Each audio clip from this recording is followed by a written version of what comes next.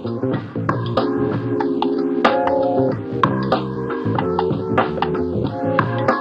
are joined by EducatedCollins, absolutely phenomenal Marvel Snap player, absolutely phenomenal Hearthstone Battlegrounds player, generally pretty good at most things that he does.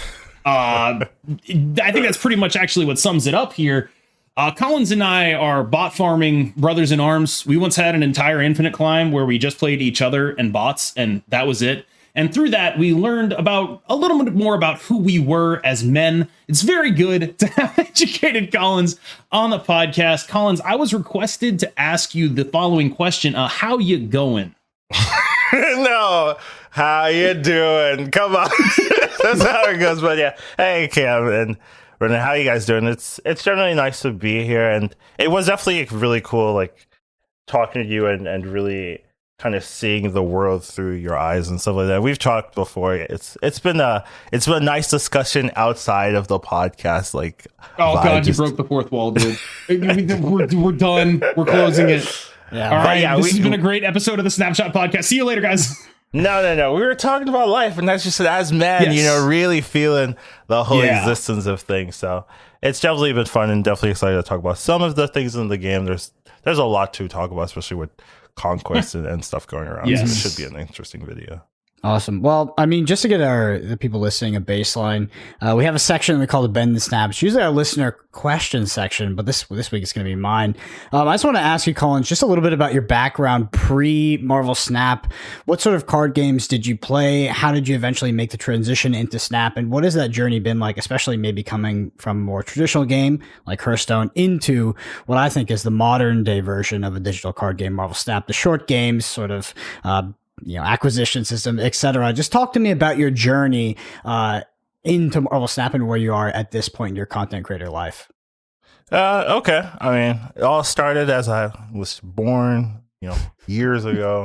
Back then. No. Well, generally, I have two brothers, and we would just play games together, and we all were like particularly good at like one genre. Like one was better at shooting, one was better at racing. I was like the strategy game player. Anytime we'd play a strategy game, I'd win, and they get frustrated. I was just like, oh, I'm pretty good at this, just generally learning there.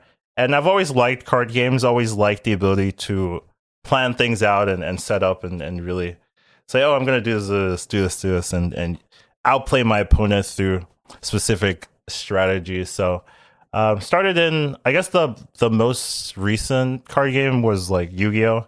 YuGiOh is really what pushed me into the TCG genre. And really like that. I played like online. I would say there was like a free website where you could have all the cards, and I was like, yes, let's go. But generally, when Hearthstone came out, I was pretty excited for that, and really excited for the arena mode. That was really where I liked it. I liked it generally because there was no advantage for money. You were just like, it's just skill testing. Mm-hmm. You go, whoever has the highest skill over period of time will have the highest rating, have the highest kind of win percentage. And I really just liked that kind of vibe. Magic has the same thing in like draft as well. Mm-hmm. Like those are the kind of things I really enjoy.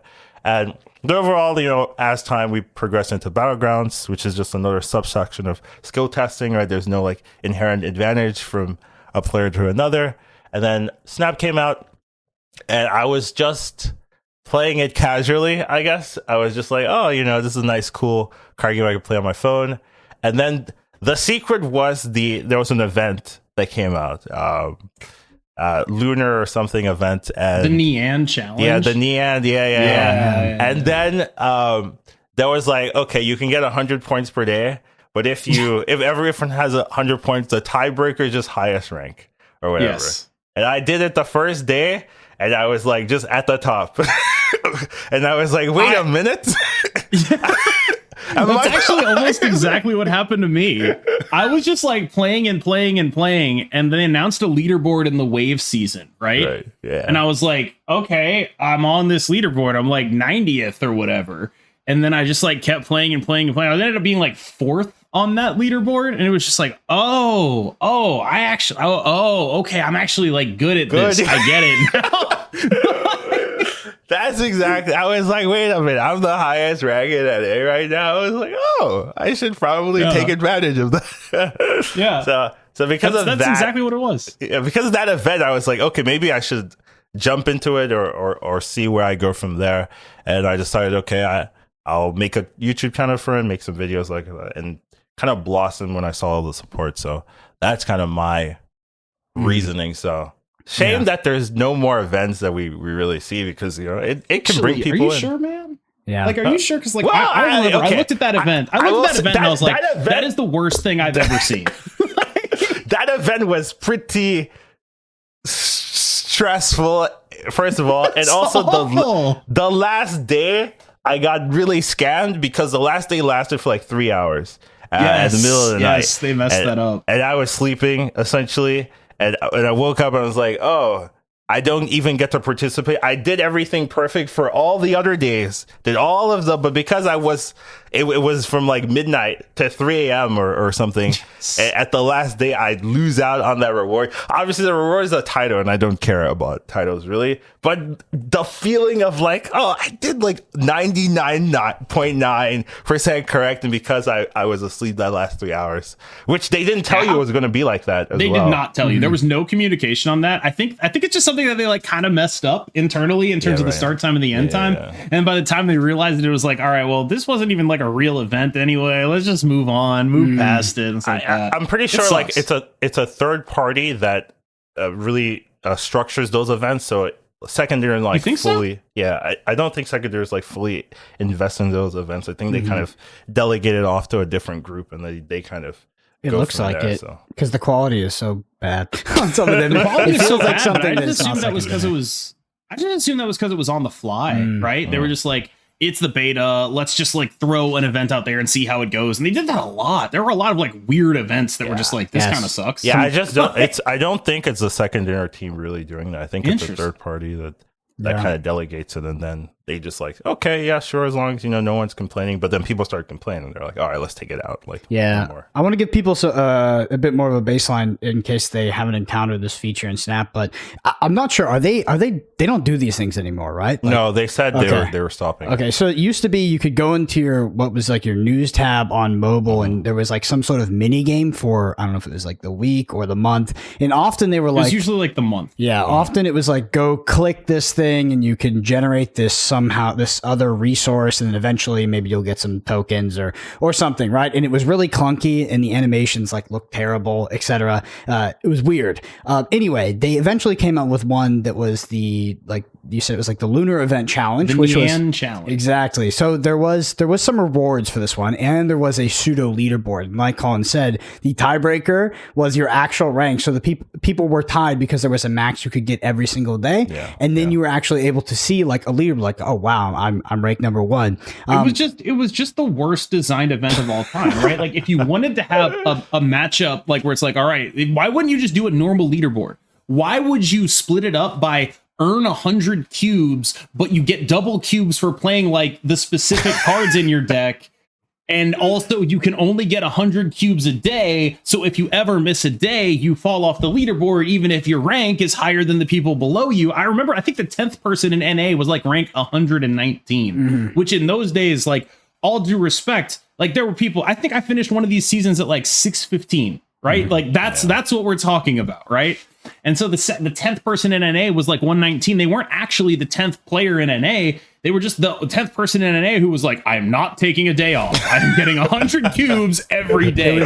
I looked at that event and I was like, there's no way. I'm not doing that. I'm not doing that to myself. I'm not going to do it. 100 cubes, right? Every day for what was it, like 30 days? Like, it was, you had to be, you had to really want it to win I was number one, so I just wanted to keep that spot. Like, I didn't care what they're doing. There is a guy in my Discord, shout out, the Human Spider, I think, did it. I think Torikun might have done it as well. And just like, I have no idea how in just I don't know where you summon the inner strength. It's because you see yourself on the leaderboard here. You're just like, I want to keep that. That's how you do it, at least for me. Good, dude. Just gamers. Oh man. my god. Collins, you mentioned I do something. want to hold on. Go ahead. Do you mind? I want to double back on something because I thought it was interesting that you were just like always good at games, and I wanted to dive into something on that because like I was not, right. I would devote some time to playing these games, but like I guess the way I would phrase it is I don't think I was playing it in the right way.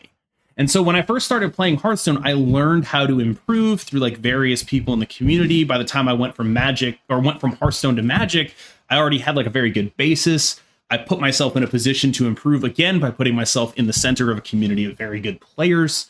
And that's how I learned, I guess, how to learn. So what's fascinating to me is not just that, like, it almost feels like you didn't have to learn that. No, I had to learn how to be good. That's not true. It's just that I learned early, and once again, I had two brothers, right? Very competitive brothers. Like, they're not bad players, right? So I was always testing myself against them as I was growing up. So those skills of like how to improve, how to beat other people that are also very skilled, right? It was ingrained as I was learning, playing against them, learning and matching up and like trying to beat them and get better. It was just at the point like I maybe devoted a lot of time into the strategy portion of games where maybe they kind of went a different path.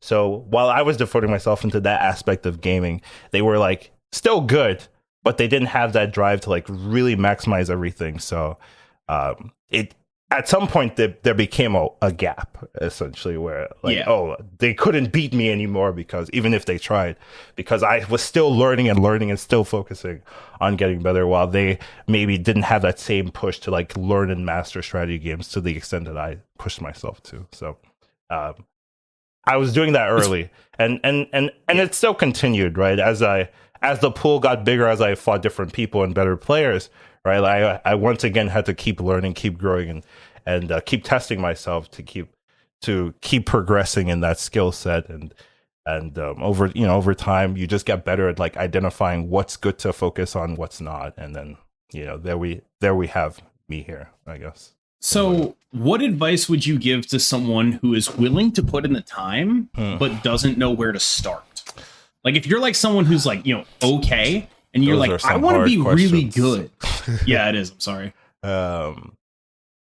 Generally, I guess to really be good is, first of all, you have to know what you want to be good at, right? Like what aspect of the game. Because the strategy game portion has a lot of different aspects, right? There's deck building, gameplay mechanics, just learning what to focus on, what part of the game, being good at one aspect or so. So you kind of have to figure out, do I want to be good at making decks? Do I want to be good at picking a deck that's mastered and becoming one of those masters yourself? Do I want to be good at creating new things that other people can follow? Do I want to be good at teaching people or being able to teach someone a deck that they've built and why it's good and why you should I be good at matchups, right? Understanding why this deck is strong into some matches, why this deck is not, right? And generally, like, there's so many things. You really have to, like, a really skilled player is really good at a lot of those things. Maybe not all of them, but a lot of these things, right? They've learned to put in the time. So you kind of have to figure out, what are your weaknesses, right? And that can be a hard question to ask, and a question you might not even know the answer to. Like, what do you suck at? I'm good at everything. And this is generally like what humans like to say, but that's not really true. There are things that you falter on, and it can be hard to identify it. So usually the best way to learn what you're not good at is to fight people who are better than you, essentially, right? Who can consistently beat you, and then why are they beating you, right? Like, and if you can find where they're beating you at, and then finding a way to like get better at those things so that those aren't weaknesses anymore, you keep doing that into every skill set, right? Then you become very strong overall, and being strong overall is how you consistently beat people, right? You can get lucky at times just being strong in a particular area, but being strong as a fundamental, right? That's how you beat people in tournaments and stuff like that, because you can't really be surprised if anything unique happens. So generally, if you want to get good, right? Like find a group of players, right, at your skill level or better, and you converse with them, fight them. Generally, something I used to do it like in Hearthstone and stuff is I'd watch players, right? And generally, as I'm learning a game, as I watch players, I'm basically just like, oh yeah, that's a cool idea from them, and I'll just learn what they think and stuff like that. There comes a point where I start disagreeing with them, and that's when I know there's something there, because I have enough knowledge to understand what they're saying, but then even more knowledge to disagree with their thoughts, you see. So that kind of thing can take a lot of time and really a good understanding of the game itself and all those things. But that's really how you would get to a point where you're confident in yourself to be able to beat a person or a player and have that kind of skill. So when you can understand and then still disagree, but still understand where they're coming from. So I like to see things from everyone's perspective, I guess. Generally, that's just like my personality. So I like to like see, you're saying this, I understand it. You're saying this, I also understand it. They might be two different points completely, but I'll try to understand both things, and I'll take that into games as well. As I'm playing someone, I'm kind of playing their deck as well as I'm playing against them. I'm just like, what are they thinking to beat me? And then I'll just like think the next step, right? And then okay, if I'm doing, right? Yeah, like if I'm doing that right, then they can't win essentially, right? Because whatever they're thinking, I'm also thinking that. So I'm only going to lose if I'm not thinking what they're thinking, essentially. So they or have if to be they're good enough to like realize that you're doing that, put themselves in your shoes. And yes. But if they're good enough, then I also do that as well. Then right? you know that, and then you have to. Yes. So it's annoying, like as they get better, right? Then yes, that's how you know you start struggling, because it becomes like a whole mind game of like, is it just a flip, essentially? Like at some highest levels, like if everyone knows what's going on, it's like, well, if I go left and they go right, I lose. If I go right and they go left, well, then they lose, right? So what is it, right? Is it just a flip, right? Sometimes it's like that, but a lot of times it's not, right? Like if there's a winning line as long as you're aware of it. So that's kind of a lot. This is definitely a lot of like information to be like, ooh, no, it's good. I asked. You asked, right? And a lot of times these answers are like very long. So, but overall, those kind of things, like incorporating a lot of those elements, will get you to a level where you can consider yourself competitive, I guess. So one of the things that really sticks out to me that I think is a big key for me, right? Like you talk about the importance of competing against people who are better than you or on your skill level, right?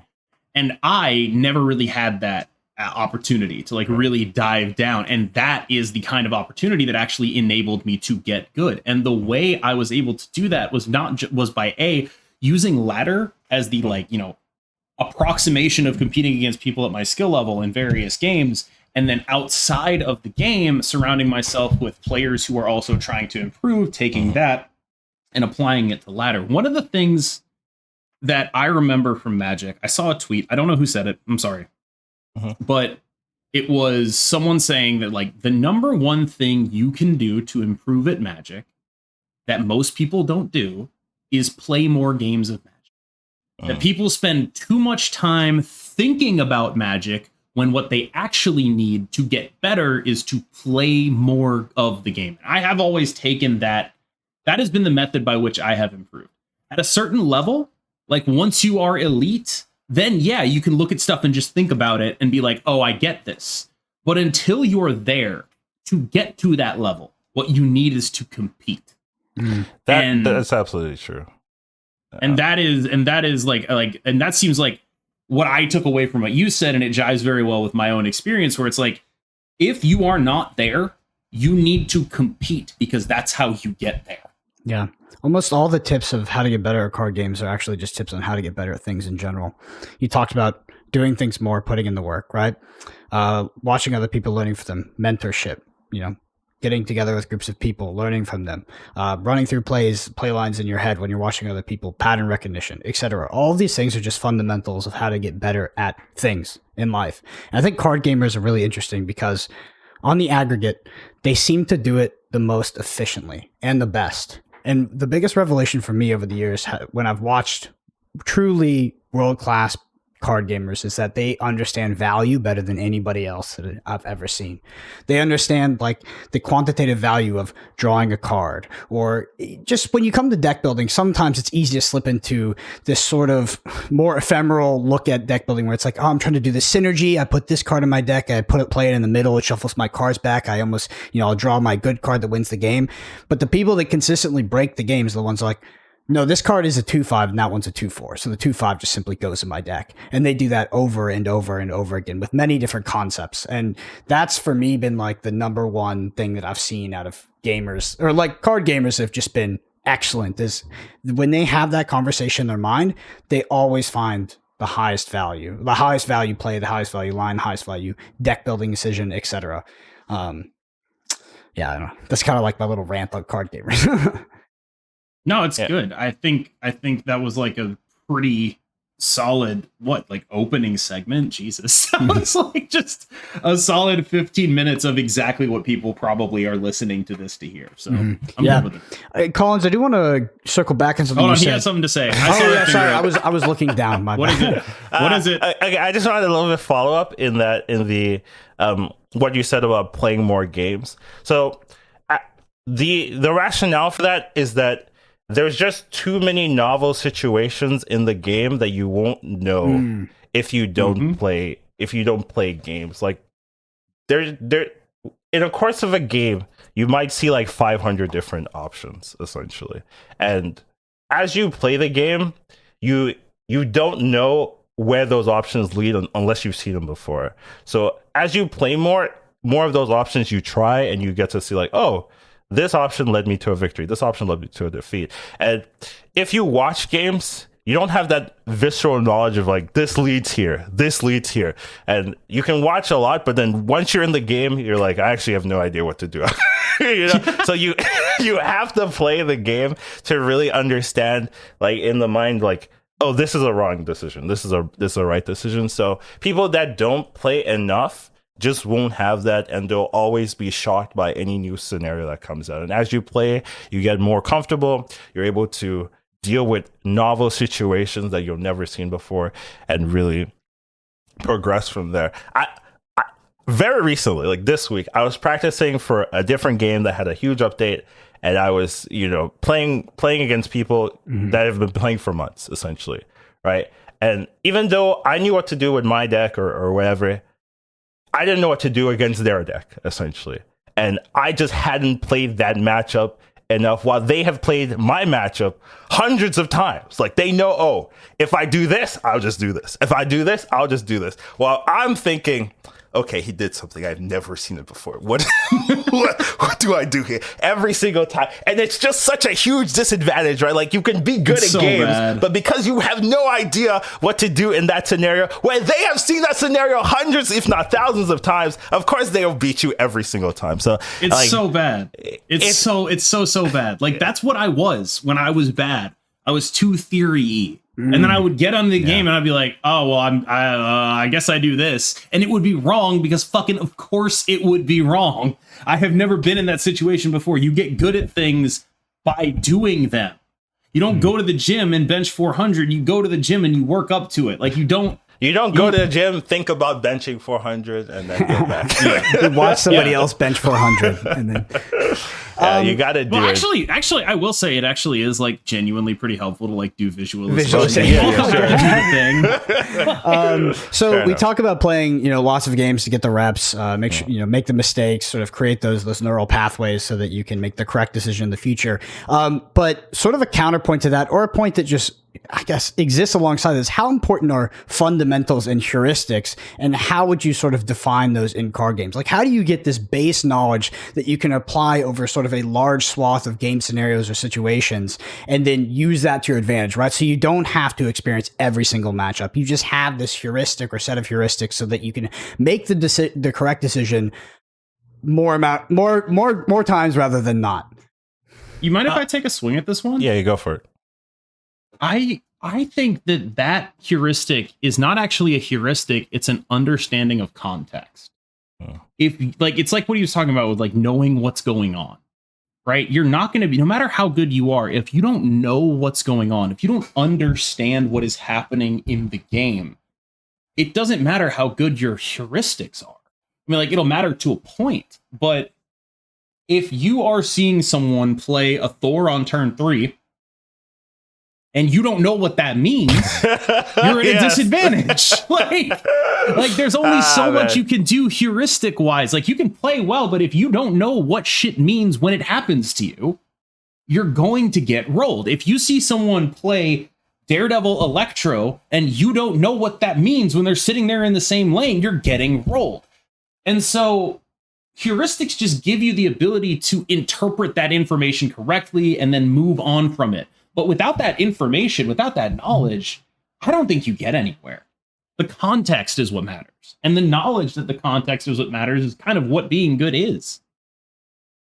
Yeah, that's a very good point. In terms of fundamentals, those things are things that translate across card games. Like, what does this translate into value wise? What does this translate into on the board state as you play a thing? Is a 2/2 really strong? Is a 2/3 really strong? Generally, is a 2/2 in this game strong, or is a 3/2 in this game strong? You know, like, does it matter?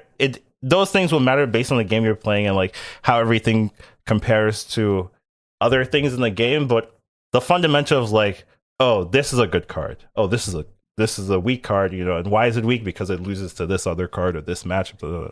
Those that's things, context, though. You learn those over time, right? But like understanding like what makes a card good, that's the fundamental. Yes. Yeah. Yes. And using that to kind of guide the rest of your processes is something you have to learn over time as you play a lot of card games and things and see the similarities between each of them, you know, because like Hearthstone and Legend and Snap and DC or whatever, they're all going to be different, but they have those fundamentals of like, oh, this card is good in this game because of this, right? And being able to identify those quickly, right? Those are what gives you an advantage. Yeah, absolutely. Yeah, like, to my mind, that is identifying context, right? Like, Kitty Pryde, why is that strong? Because it's really big and goes well with other things that are really big, like Hitmonkey. What makes Kitty Pryde bad? The existence of Wave and Spider-Man and Storm, right? Like, that's what I mean. We talk about, like, understanding context. That's almost exactly what I mean. Like, being able to just look at a game and pick that up. Yep. That, like, to intuit that stuff. That's what like true masters do, and I am not one of them. Right? Yeah, but fundamentals don't care about Kitty Pryde or whatever. Like, fundamentals is like, oh, you know, Thor is a good card because this can be a 3/10 if you have the synergy. You know, what's the likelihood that you hit this? It's probably good here. You know, like Jeff, you know, Jeff's a good card because you can go anywhere. There's a lot of lockdown in the game. Oh, lockdown's probably common. I guess this is probably a good card. You know, that kind of thing is where you look at it, you're like, oh yeah, because of these, this is probably good. Where you don't actually know if Jeff's a good card. You'd be like, oh, Jeff's really bad. Like 2/3 on turn 2. Like you need a 2/5, otherwise you're trolling. Playing Shocker. Yeah, but you can think like, oh yeah, it sounds like good because of these reasons, right? And fundamentals help give you those like guiding points. And I think you can do a lot of context by comparison to find powerful cards, especially in something like Snap. You can look at sort of quantitative baselines like something like a 2/5 and be like, okay, that's obviously a powerful stat line because something like Lizards has a severely negative ability on it if your opponent does something, right? So if I can find a card that equals out to a 2/5 with no downside, I've sort of started to formulate a way of understanding what value is in this game and what sort of thresholds I need to be hitting to sort of break past these quantitative baselines of the game, right? Something like you could think about in the Sarah decks like Maximus, right? Like a 3/5 is pretty strong, right? But a 3/7 is very, very strong. Comes with a crazy downside. Draw your opponent 2 cards. Well, if I played on the last turn, it doesn't do that, right? Context. That's why Dagger is amazing. Like 2/10. Like, whoa, that's never see that before. Wait, you're being sarcastic, but I actually like Dagger right now. Yeah, I'm being sarcastic. Who knows? I actually like Dagger. I mean, like, she's not amazing. Vulture's way better, and you wouldn't play her outside of the full move deck, probably. But like, I like just having move payoffs. They're good. I do like Human Torch into Dagger into Doctor Strange. It's like, give me all of them. Yes, it's so cool. Collins, I want to follow up. They both have two. It's so well designed. I want to follow up on something when you were talking about your background. A lot of the games you mentioned, you were highlighting a specific aspect of those games. You talked about YuGiOh. You were playing on the free site. In Hearthstone specifically, you liked Arena because there was no sort of pay entry or pay to win, battlegrounds, etc. I would, it begs the question when you come to Marvel Snap, it's pretty much the antithesis of that. It's the opposite. So how did you find yourself in this game, and how do you reconcile the card acquisition system that you're working with to sort of play Snap? Ain't that the truth? I was just kind of sucked in, I guess, and I had to come with the realization later on that maybe it's not inherently fair. Like, I love the arena, the draft moding and stuff like that. And I definitely would love for Marvel Snap to really focus on a draft mode. But it's more like I came to this game because I saw an opportunity, I guess, like being number one and like having the YouTube do well and stuff like that. And I was like, oh, there's a place for me here.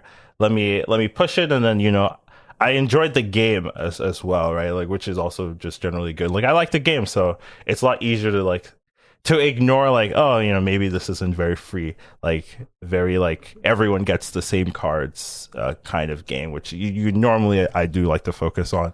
But it is true that like someone starting now, right, is going to struggle to beat a person starting like at the global release or anything like that. It is true, but I do think that Marvel Snap does have opportunities for people to have an edge. So something that did happen was I started global release, right? And there's a lot of these beta players, right? And I'm playing the game, right? And it's not like I'm not fighting these beta players, but I still ended up being number one, like regardless, right? Even though I was fighting people that with Thanos Galactus didn't have any of those. Still don't have Galactus actually, but generally didn't have any of these like very strong options at the time. But I was still able to make it work, and that encouraged me. I'm like, oh, if you have enough skill, you could probably still do it. But I was sorry to cut you off. No, go for it. I just jumped in there. I'm sorry. I was actually number one like being coming cut out off. of the beta. You like? Okay, sure. I'm happy to do it. You're on the right podcast if that's what you like. So I was number one coming out of the beta, and I had like really unlucky card acquisition. And for those who don't remember or know, in the beta, the way card acquisition worked was it would get further and further apart. There were no caches, right? And so it was just like, okay, you'd get a card every 4, and then you get a card every 8, and then you get a card every 12, and then you get a card every 24, 48, 96. And so what that meant was if you didn't high roll in your early part of pool 3, you were just like totally screwed. So for example, I didn't get Sarah until like collection level 2000 something. Yeah. I didn't get Death until collection level like 2700. Yep. And so what that pushed me towards during this process of the game was I had to play other things, right? And so this ended up being like a little bit of a blessing in disguise because it's actually where I got my start in content creation. I made the original Destroyer deck and I made the original Bounce deck and I posted paste bins of them on my Twitter. And that's what I had to play. Into like people doing Sarah, but with Ghost Rider that costs 3 and Lady Sif that costs 2 and America Chavez. And that was what they would do as their Sarah payoff back in the day. And so it's like, that's like, you can get it done. It just is harder by definition. And I feel like you actually I feel like you're understating the disadvantage that you were at, probably because you had Zabu Darkhawk. But if that wasn't the meta, I didn't, right? So, but like if that wasn't the meta, then I feel like you would have been in a really tough spot if you weren't able to get to that in time. And I worry that like a lot more people are in that tough spot now. I do agree. Like I did get lucky-ish, right? Especially that meta, right, where I got the Darkhawk, right? So that was like, oh my god, maybe the best card to have at that time. But generally, the other seasons, I still I didn't have Darkhawk, right, and I still was able to hit infinite and stuff like that. It generally took me a couple of days each time, and then I had to keep going from there. But I do think maybe the number wouldn't have been as high, right? Like if I didn't have it, but I could probably still find something to do that could have worked, right? But I do agree, like players are getting better, like.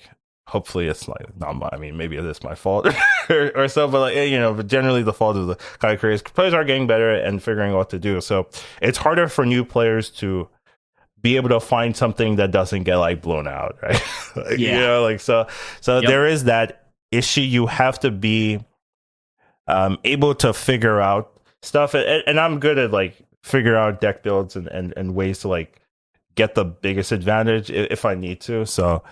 I was using that to climb, right? Just finding decks that could get 12 Qs consistently. So if you don't have like all those skill sets, right, then you might struggle even if you're a good player, especially in the meta. So that is definitely true, especially now that if you're starting now and you're fighting into like 5,000, 10,000 K collection level people, you're really gonna struggle. So yeah. I think it's important. Like I ran into someone because of the way the new infinite matchmaking works. I ran into someone playing Khazar Zoo. Yeah, me too. And it's like, are you guys serious with this? I know. I almost lost to them, by the way. Shout out to them. I did get there. I would have been so mad if I actually lost to Khazar Zoo. But like, it's just tough because like when you look at something like Khazar Zoo, fundamentally what it's doing is like mostly a worse version of the bounce game plan, just lower points. You still lose to wave, right? Like you're still you're even more vulnerable to Killmonger, and it's just like it sucks. The thing I think that sucks is that a lot of players who are looking to build their collections are put in a position where they have to play a bad version, not necessarily a bad version of a better deck, but a deck that occupies the same metagame space as a better deck, but less efficient. And that's what I feel like is the thing that bothers me the most about the way the current system is set. I think, like Collin said, it isn't inherently fair, but I do think it is important, even if you're at a disadvantage, to try and not let that disadvantage define you, right? Like there is still room for innovation, for deck building, and to adapt, right? Like it will happen in Snap that if you are not at the highest collection level, that there will likely be a deck that comes out in which you are missing one card, and maybe it's that you just have to sub out one card for a suboptimal choice, or maybe it's something like a high evolutionary where you just don't have that archetypical card. There is room in the meta of Marvel Snap to innovate and to deck build to try to limit or make smaller that disadvantage you may have for collection level. And while that is not the end all be all and the answer, I do think that some players fall into the trap of hyper focusing on their disadvantages due to card collection.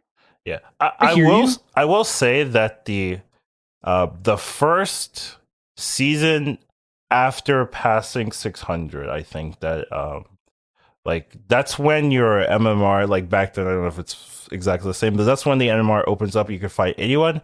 That was maybe the hardest season I had, right? I just started, didn't have any pull 3 cards. Well, I had like 2 or so, and I kind of had to fight people who were playing Thanos, Galactus, those type of deck builds all day, and I definitely felt the disadvantage there the most that season.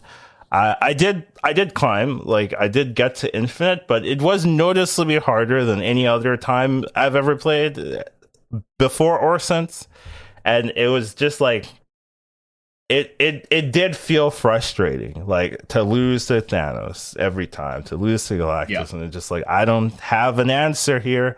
And I had to make my own decks, but it was a noticeable like even I was like during that season. After that season, right, and I had more tools, and I think that was like Zabu season, stuff like that. Like it was a lot better.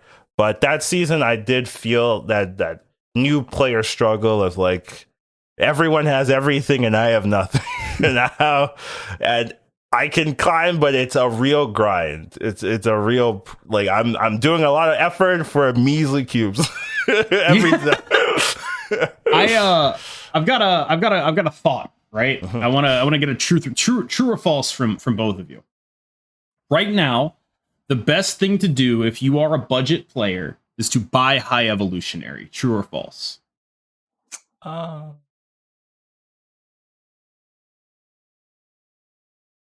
If you have no Series 3 cards, maybe Thanos is still better.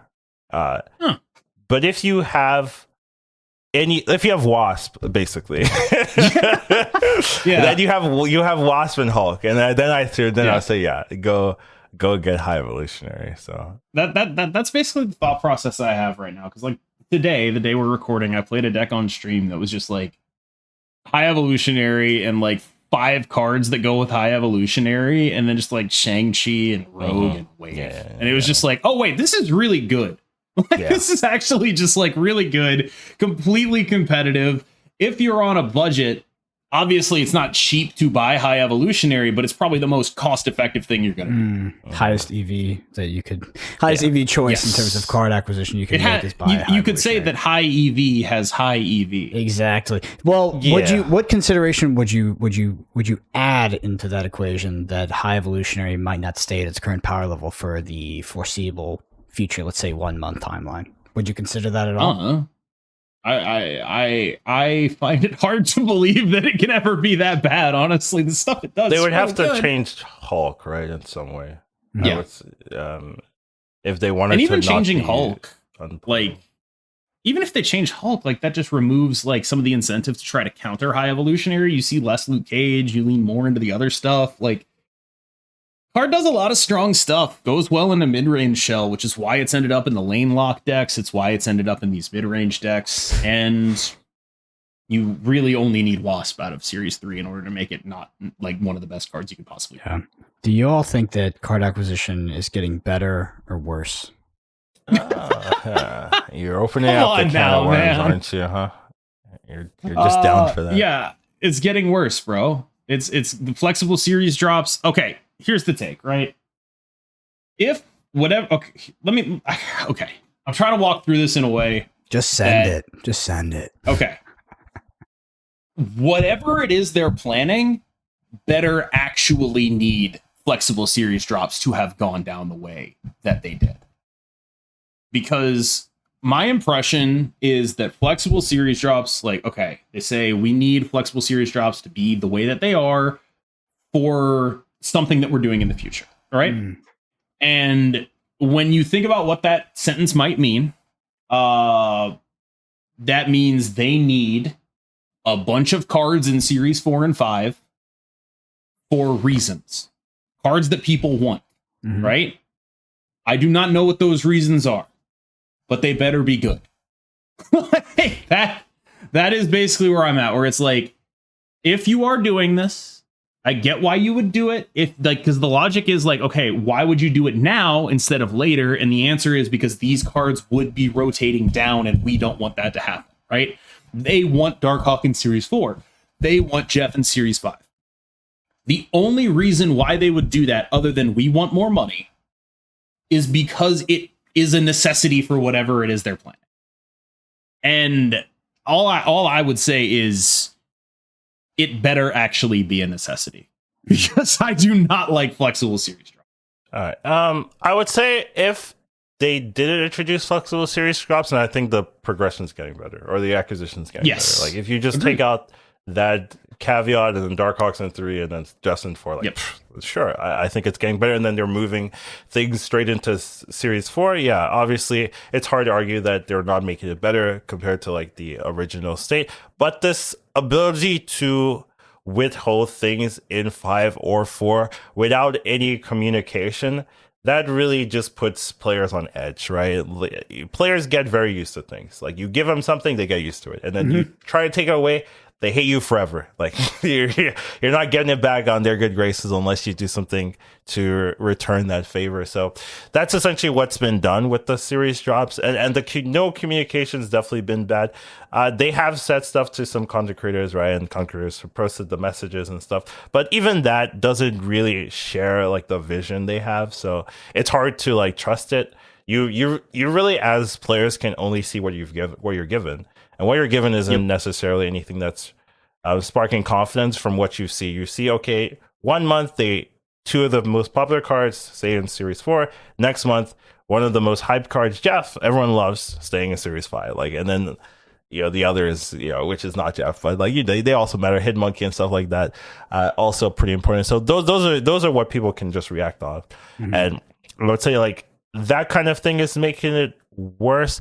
But my current issue is that I think the acquisition system is hard to be monetarily valuable long term, in terms of that you have to be constantly creating things that people want to play with.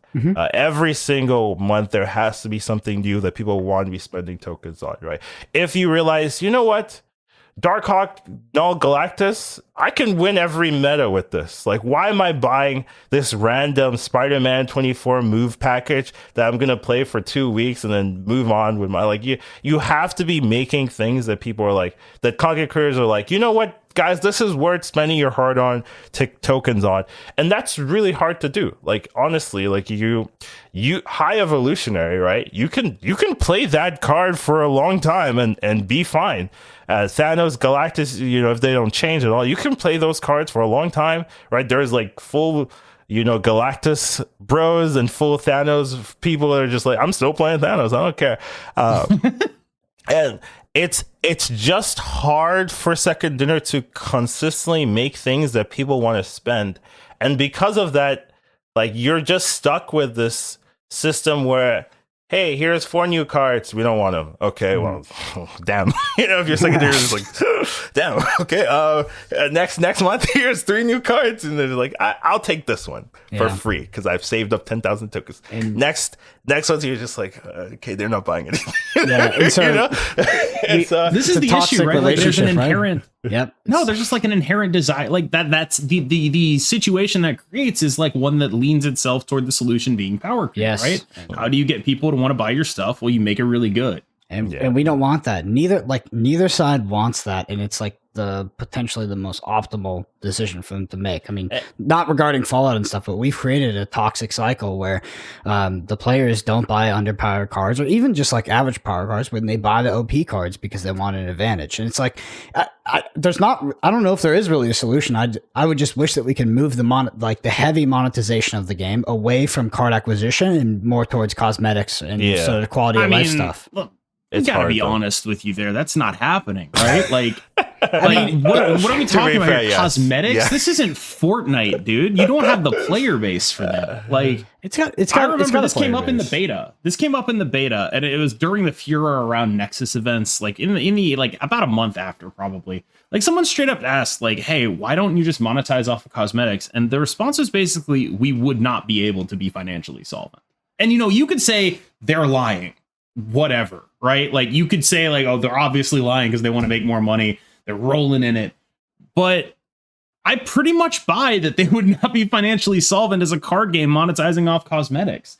You look at like something like Runeterra, right? Like that game, as far as I can tell, has never actually made money and only exists because it's hooked up to the Riot money hose. And Second Dinner, God love them, they are not hooked up to a money hose as far as I'm aware. Yeah, definitely. We're not at least I'm not the person that like cares about cosmetics one bit. Like, I still run like the Misty Knight avatar, and sometimes I can't be bothered to switch from that base avatar that they give you for making it. I just run that because I don't care. I have no titles, right? Like, there's definitely players like me that I don't care about cosmetics. Just like, what card is good? Give me the good card. That's what I'm playing. And like, base copy of the card. No splits. I don't care. Like, it doesn't work. You're playing like, right. When I saw your stream earlier, you had like an inkified base Doctor Doom. Yeah. Like, just not even doing anything else about it. Just like base inkified Doctor Doom. No like boosters are free. Boosters are free. So I can make it inked, yes, but I'm not gonna buy a Doctor Doom skin. To be clear, I was commenting on like, just like, it was inkified and that's it. That was like the only thing that was cool, that was doing anything on there. You didn't upgrade the border, you didn't do anything. It was just inkified base Doctor Doom. It wasn't like no variants, nothing. Yeah, it was there. That's all my inktifies. Every single one is like that. They're all just base copies of the thing with Inkified with no common upgrade. The most Inkified base cards in the game. It's hard to know what the future of Marvel Snap acquisition and the whole ecosystem will look like until they have a. I just don't feel like they have a true competitor right now, and that's why we're in this system, and it's very unsure and it changes all the time. Oh, but DC Dual Force, bro, the that card is game not a I guess if you work for DC Dual Force, I'm sorry. Streamer beta weekend is tomorrow, boys. So like theoretically, this could be the beginning of whole new things as streamers start to play and really see if they want to invest in that. So but I hope it's good. I'm not hopeful though. Does that make sense? The card, if card templating, art, and presentation is important, and when they miss on that, it makes you really wonder what's under the hood as well. That's actually why I wanted to play Snap. That's not even a joke. One of the things that like Hearthstone absolutely fucking crushed was making the game feel good. Visuals, audio, everything felt good. They crushed it in a way that even competitors 6 years later, MTG Arena still looked worse. Just was worse. It looked worse, like in every facet. That's sad, but true.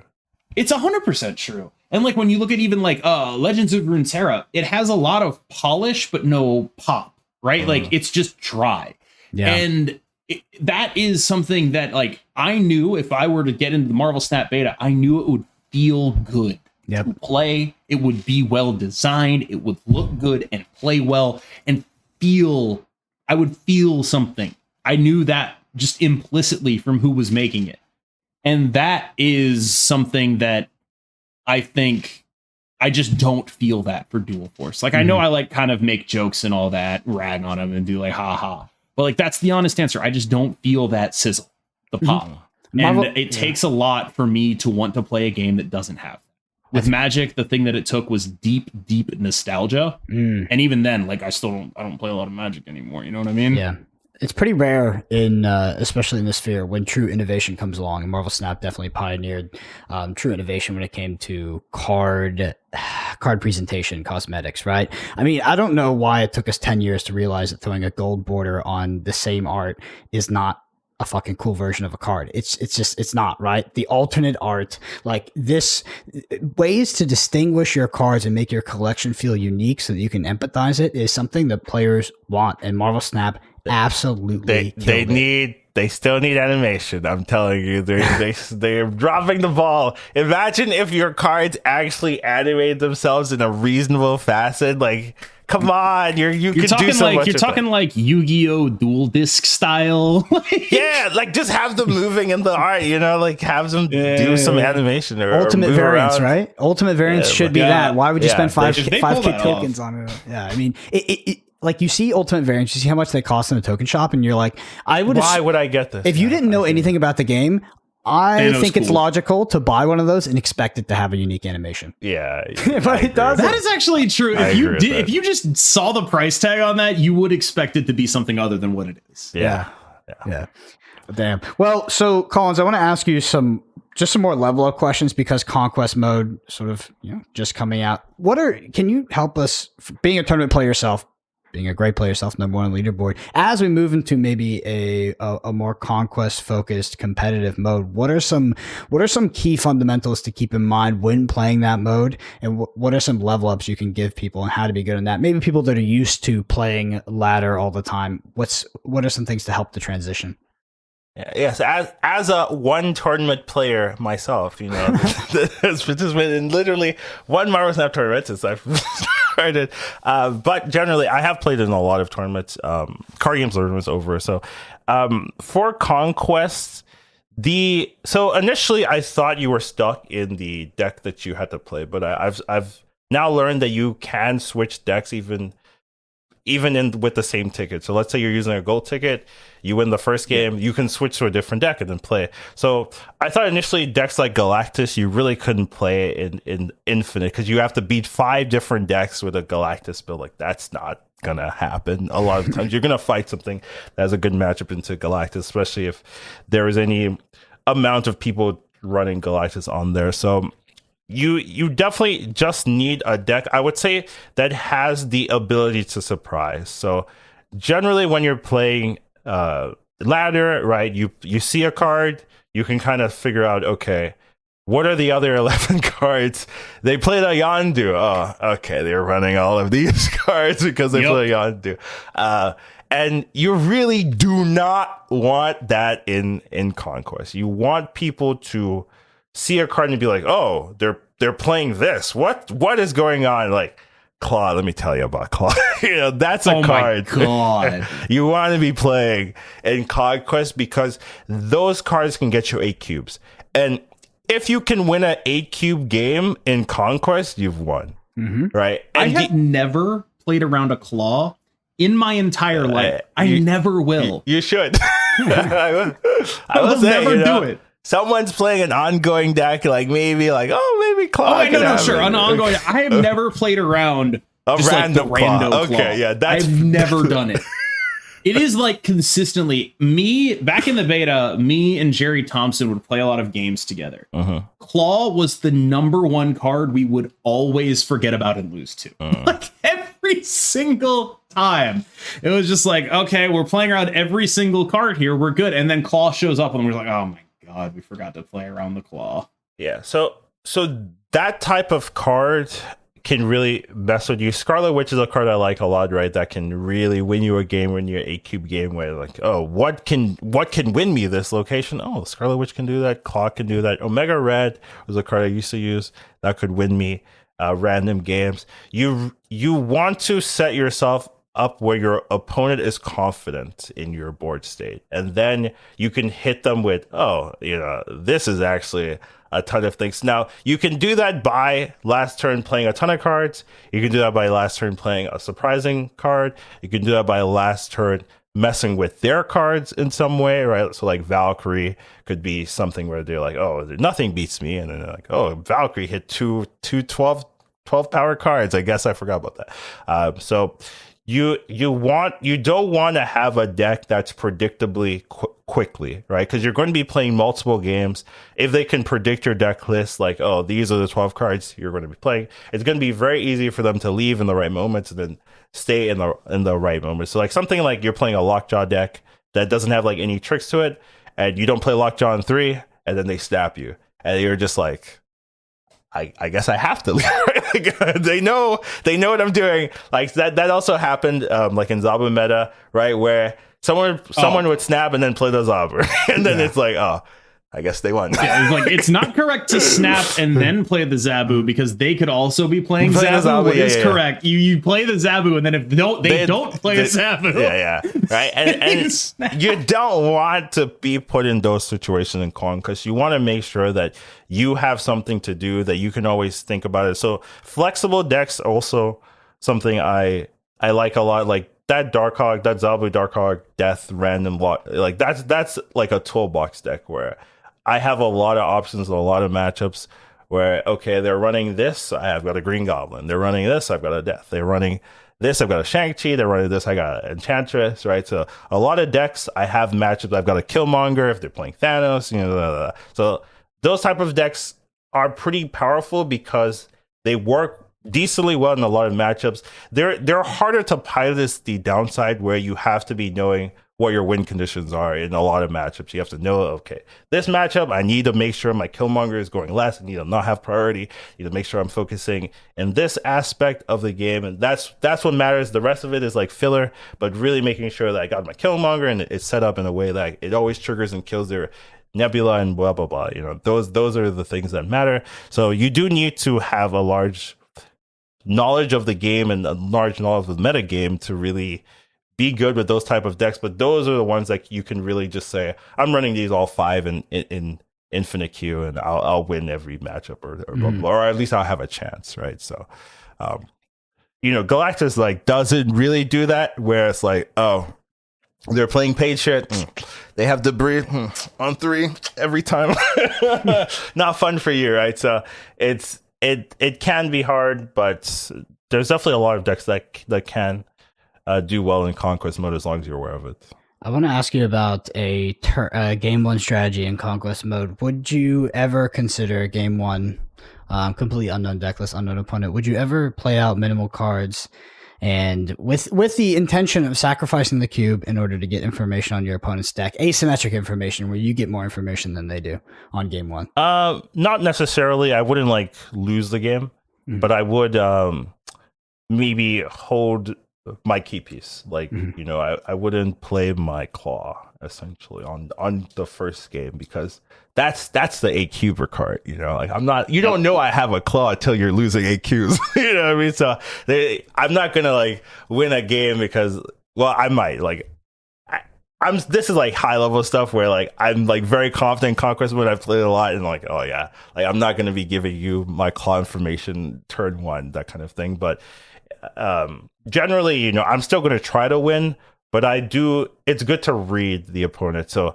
it can not make sense to snap the first, you know, maybe 2 games if you're trying to be careful. Now, if you want to go like aggressive style in Conquest and just say, I'm snapping turn 1 every game, I think you could do that in the Proving Grounds. Like, Proving Grounds, turn 1 snap, like you have infinite tickets, like, yeah, just make those games quick. Give me, if I win or lose, I'm getting the tickets, right? But in Silver, I think we can start Proving Grounds communism, where everyone snaps on turn 1 and we just farm them. That's actually not a bad idea. It's a good idea, right? Like, I think we can get this going, because there's not a lot of downside. So you get the there's no downside. Yeah, you snap on turn 1 and you just go.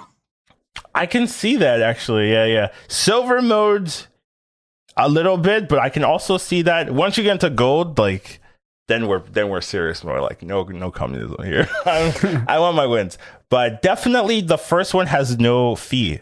So the more games you play, the more tickets are going to be in the pool for people to use. So having them go quickly is actually pretty powerful. So that's definitely true. I do think that Proving Grounds ticket system is pretty generous, right? Like, you can just play it and like get a lot of tickets, but the real aspect of Conquest Mode comes once you're in gold. I think once you really have to win 3 in a row, then you're really like, oh, is my decisions correct? Does this matter? Then you really have to make sure you are using your resources correctly, the knowledge that you're withholding for your opponent, and the knowledge that you're going to use to, you know, get those cube wins or just outplay your opponent generally. Those are more important, but definitely the earlier stages with the free tickets or the silver tickets, those you can definitely be a little bit less specific or less what's the word I'm looking for? Try hard. Yeah, you can just kind of casual it and still do well. In essence, it's really when your lives are on the line, you have to win 3 in a row or more, that you really have to make sure that the decisions you're making are correct. Yeah. I have a question for both of you. In current modern Marvel Snap, what's the biggest difference between a good player and a great player? Whether or not they're named Cam Best. What about Cam Warriors? Does he get in there? The biggest difference between a good player and a great player? Yeah, it's snapping, right? Like, that's actually what it is. My snapping is the weakest part of my game. So I would say it's probably snapping, snap timing, knowing when to snap. And I mean, part of it is just being a streamer where, like, you're just for doing content, you're hugely incentivized not to snap super winnable games so you can actually show them in your YouTube or whatever. Or at least I feel that. You probably don't. My read on you is you probably don't feel that. But I was too used to bots meta where I'm just like I just snap autopilot. You just wait for them to snap. Oh man. But like, yeah, there's some of that. I also think I'll tell you what separates. I think it's performance under pressure. I would say that's tournament players. Those are a little well, bit yeah, but it's going to be in Conquest too. Like, when you're at that 4-0 and you only have one game left, are you going to be thinking? Yeah, like, are you going to be thinking, oh my god, I can't believe this is happening to me when you queue into a bad matchup, or are you going to be playing it right? Like, that's what I think the biggest difference between a good player and a great player is, honestly. at least at this point, Snap. I like the snap timing. When we talked to Lambie, I mean, Lambie's a really good example for correct snap timing. But so as soon as you perceive, I think if you ask Lambie, he would say he's actually like more aggressive than most. So yeah, but I will throw that out there. We talked about this already earlier in the podcast, but understanding what your opponent's deck can do, because in Conquest you have a larger sample size of games, and understanding what your deck is trying to do, what your game plan is to win the game, and snapping when you perceive advantage via your hand early in the game, and when you perceive disadvantage in your opponent's hand. You talked about it with Lockjaw, right? You know your opponent's on a Lockjaw deck, no Lockjaw on 3, and you have a reasonably playable hand. Maybe you should snap, right? This is not the okay. We're on the last turn of the game. It looks like I'm winning the game. Snap, right? We call it the boomer snap as a meme, but it's a real thing. And when we talk to Lambie, who plays a lot of Thanos, turn 1 Mind Stone, snap.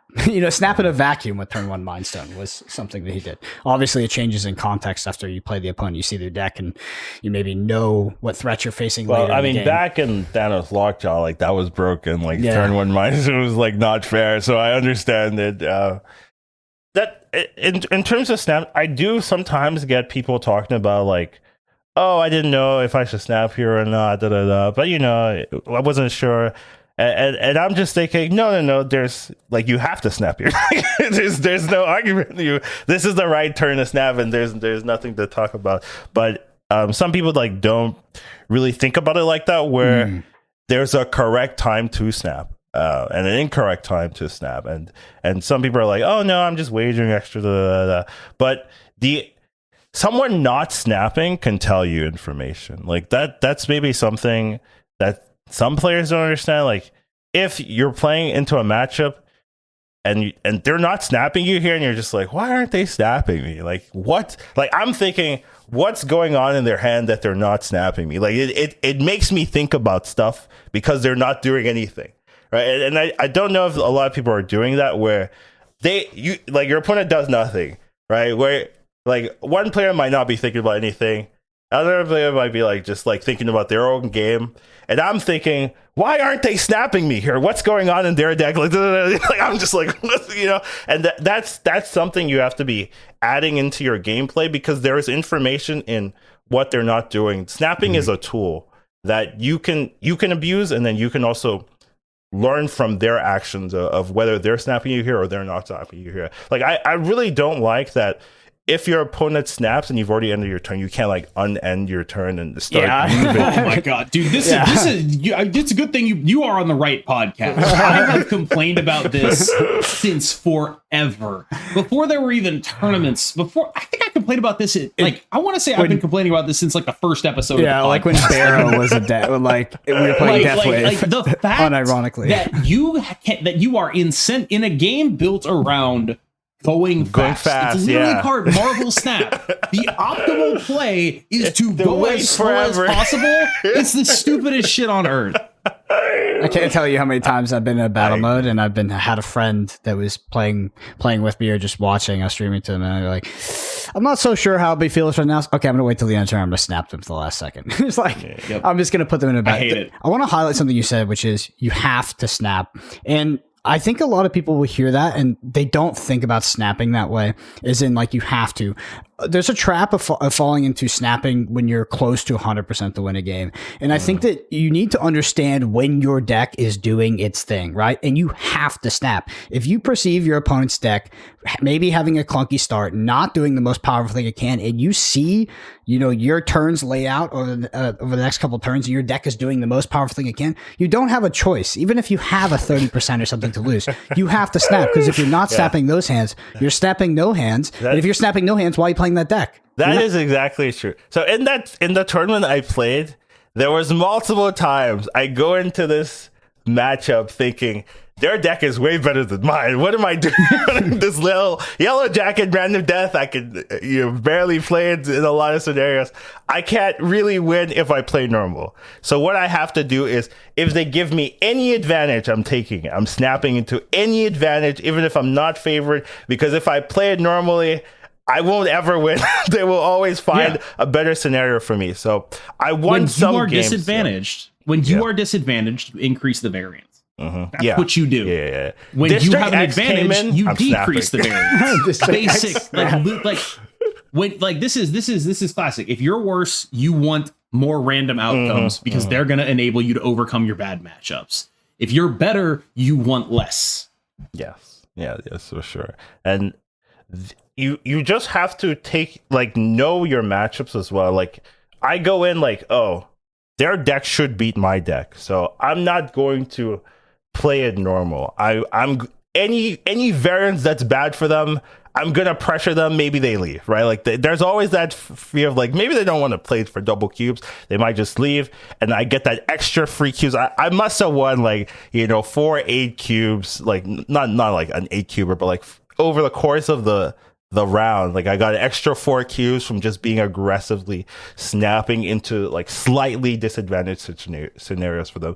And you have to do it in the right window, essentially. So if you snap on 1, right, and your opponent doesn't leave on 1, they always get to play till turn 6. They always get to see the rest of the matchup and then figure out there. Now, if they stay on 1, right, and you were strong on 2 and 3, well, then, like, who cares? Like, they're just going to play till 6, and then, they hit the nuts on 6, you lose. Now, if you snap on 1, you lose. If you snap on 2 or 3, where you have that advantage, they actually might leave then, and you can actually get those cubes. So by snapping in that right time where you are very strong and maybe their hand's awkward, they're like, ooh, do I want to play into this? That's when you can actually get those wins. You snap on 4, they recover, right? Then you snap there, like, I'm gonna win you now. Like, I see my hand, like, and then they just they might snap back, right, on 4 instead of losing 4 if you played it normal, or 2, you might just lose 4 because you snapped too late when they know more of the situation. So if you want people to like not counter snap you, right, like, you got to do it earlier before all the information in the game. If you want people to just stay it, you got to do it early. So like turn 1 snap, turn 2 snap, that's where you can get people playing it out for 2, right? Turn 3 snap, that's like maybe the best window where like people have enough knowledge, but maybe not enough knowledge to know exactly how the game's going to turn out, but enough knowledge to like stick it in and feel like, oh, there's a chance here. So you might actually get games ending if you have like a turn 3 snap. Turn 4, turn 5 snap, people usually have enough of a read of like knowing the rest of the turns that they either leave or stay, essentially. Like, if you're snapping turn 5 and like a lot of times people will just leave because they know turn 6 you lose. Yeah. So there are windows where you have the best chance to win. There's windows where you have the best chance for people to stay and play it out. There's windows where you have the best chance to have someone just leave in response to a snap. So there's all that snapping metagame that is not really talked about, but is there for like higher level players that are like aware, generally, maybe not intimately, where they can write a paragraph or a book about it, but it's there in the back of their minds after playing all these games that they do it autopilot. And you do need practice for that, but players, over time, especially with Conquest Mode coming out, they're going to get better at that. Yeah, there's 2 things. One is that I think I've seen a couple players come up from other card games and they fell into the trap where they were just like, I'm going to snap turn 1 every game because I'm better than my opponents. And when you snap on turn 1, and it's a trap. It's a trap because if you snap on turn 1, completely agnostic of any information, you just give your opponent 100% of the agency. And there's really no reason to do that with no information. If you were actually... How much better than you are then? Or how much better than them are you, right? Like, there's a point at which that extra agency there doesn't probably matter, is a and point. just Yes, speeding up the climb is fine. Yeah, there's a point at the limit where I guess yes, it might be optimal, but I think this snapping on turn 1, you just give your opponent so much agency to drag you into a game and snap you back and take. They can see you to turn 6. They can take keeps whenever they want. I kind of did that a little bit earlier, but it wasn't snapping turn 1. I felt like that was too risky. But if I felt just like I'm just gonna win, I'd snap probably on 2. Because at least with 2, I see 2 locations.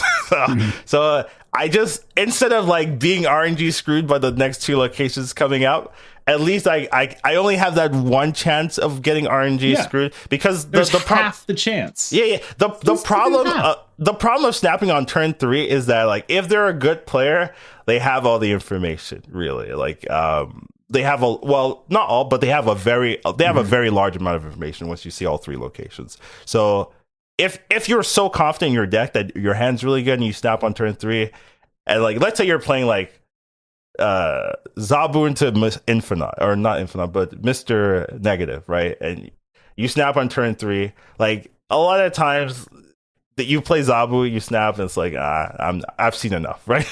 they Zabu into something, like maybe it's Iron Lad, maybe it's negative, but I've seen enough, right? Where if you snap on turn 2, like you haven't played the Zabu yet, right? There's a lot of like hidden information in that second turn that can really telegraph, like sometimes Daredevil or blah blah blah. There's a lot that can come out before you telegraph enough information, and a lot of times it's not like second turn snap, but probably like first card played snap. I would say like before you play your first card, then some good players can know where you're running with that just first card you play, right? So if you want to, for them to stay, you can't telegraph, oh, I've played an Angela, like, like I played Angela on 2 and then I snap. Like that might be enough, like looking at their deck and be like, oh, they're playing this. An Angela list is like maybe these like 3 deck lists. A matchup. Yeah, it's like, do I have the wave? Yeah. Like it's too much, right? So you might want to just snap before you even tell them that first card, and that's the kind of thing I would do. Like it's maybe like I'm better than them. Like I'm not, like I'll just do it first card. The weird stuff is like I've played nothing for 4 turns and then I snap. And I just imagine they're like, what the hell is he doing? But I'm just like, I see the lines. Oh, okay. While we're here, there's something I wanted to bring up, but I didn't have the time, and I wanted to follow back on it at some point. This was you were talking about the power creep of what second dinner would have to do is they'd have to power creep, and they don't want to do that. Players don't want to have that. It was definitely something I think is an issue because they have introduced very powerful cards, and what happens is the whales essentially they get to play with the powerful cards, and then it trickles down to Series 3, and then boom, it gets nerfed, right? And like that is something that will continue to happen with their current structure if they were to create very strong cards, because people will play with them, right? If the cards are strong, people will play with them, but then they will then get the information to balance it. But by the time they balance it, that's when everyone gets to play with it. That's when it drops down, people, Series 3. So their system does not really encourage that behavior, because that kind of system is only going to make people mad. Like, oh, here's a overpowered card. Hey, Wills, play with it, have some fun, break the meta, destroy everyone else, and then as the new players are like, oh my god, that card's really strong, I really want to play with it. It's like, that card's too strong, let's break it down, let's make it balanced. And then it's like, here you go, have some pittance, have a little bit of crumbs of this deck that used to be broken but now is very, very balanced, quote unquote, or arguably unplayable. So that kind of thing is like where power creep in this game, because of the acquisition system, is just like not in a way that players will appreciate or work. Like usually when like an expansion comes out in other card games, everyone like really gets to play with it, right? Like, everyone, here's an expansion, here's all the broken stuff, all together in the same rarities. Maybe like the broken card is a higher rarity than others, right? But you can still get it, right? Or you can use your resources to buy it directly, blah, blah, blah, right? Here it's like, oh, here's a broken card. 6,000 tokens. I don't have 6,000 tokens. Well, some people do. So they get to play with it. So it's hard to really have a system where there's cards people want to play and it's balanced, and the power creep isn't just destroying like how people feel about that game over time. So it's a hard thing to balance. That's why, like, when I talked about this flexible series drop, I didn't have a solution, because they've put themselves with this acquisition model in a hole, especially because they've given everyone lots of tokens, right? They changed it where it used to be only people that completed Series 3 had a lot of tokens, and they were like, oh yeah, everything. Now everyone really has like a reasonable amount of token generation. So you can't take that back. Like, there's no way you can be like, you know what, too much tokens. Let's dial it back. Maybe we'll cut it by half. Maybe they can't do that. I mean, so you can, but only if you give ridiculous actual card compensation, right? Like the tokens are only a vehicle for getting stuff, right? So like if they make it easier to get stuff outside of the token shop, then yeah, I can understand that they might like tone down tokens. But like right now, the issue is the token shop is the primary method of acquiring cards. Yeah, and that sucks. Is the goal? Is their goal as well to make those cards easier to acquire, right? Because when we talk about solutions, a lot of times that's baked into our solutions. Is you're assuming that there is a desire for people to be able to acquire more cards, like in a better way. But isn't the number one criteria we have to meet is to make more money? Yeah, that's another thing. Like, if you were to cut out the token shop, you would get a Series 5 card every 10 months. One ridiculous. Like, I have 12,000 collection level. I've never opened one. Every 10 months, you'd get one Series 5 card. Like, that is not feasible. So, yeah, you've made the only vehicle for acquiring like expensive cards the token shop. So because of that, people have to make sure that they're buying good cards. You can't just waste 3,000 tokens on a whoopsie. Like, you can't do that. You have to make sure those tokens those cards you're getting make sense, are worth the value, cards you're going to be using for a while. So it's just, there's not a great solution in that avenue of like, oh yeah, let's just balance this in a meaningful way and everyone will be happy. Like, it's a degenerate model, and there's a degenerate relationship. I think the players also have cognitive dissonance around the Series 5 card, right? Like, Series 5 cards come out that are not busted, not super powerful. We don't buy them. Like, you're right, because we can't use our resources like that. We can't. It's our money, and we're saving up. But we also don't want only powerful Series 5 cards, because then the game gets power crept. And we, like you said, with the data as well, Series 5 comes out, whales get access to it, they have a smaller sample size, they don't nerf it. Then it goes down to Series 3, and everybody plays with it. And now they have massive data on it, like, this card's too powerful, and they nerf it. I'm not sure if that's exactly the methodology that goes into when they nerf these cards in Series 3. You're talking about Shuri, right? I can tell you that I'm pretty sure what actually happened there was, like, basically, there were 2 months where a nerf to Shuri would have been appropriate, right?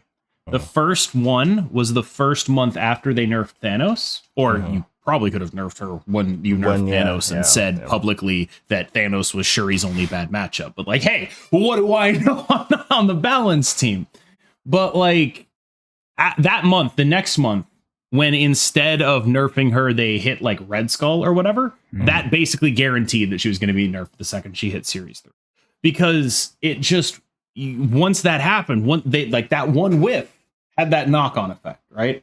One whiff in their balance cycle can result in something like that, which I genuinely do believe was just like a tragedy of optics, right? They definitely whiffed the balance on that mistake, but I don't think they were like, all right, well, Shuri's going down to Series 3. It's time to nerf her, guys. Yeah. Like, I don't think that. It's just like the way the balance is designed and how they get their data.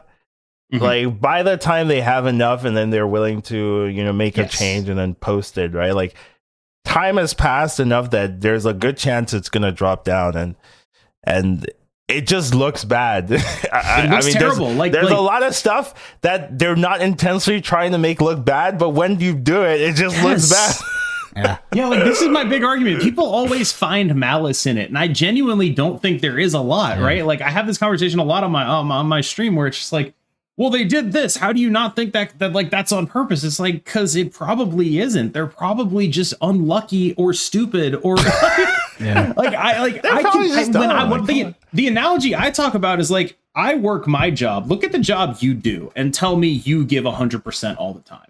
I half-ass so many aspects of my job. I really hope they're not listening to this, but like, I am not always giving 100%. You know what I mean?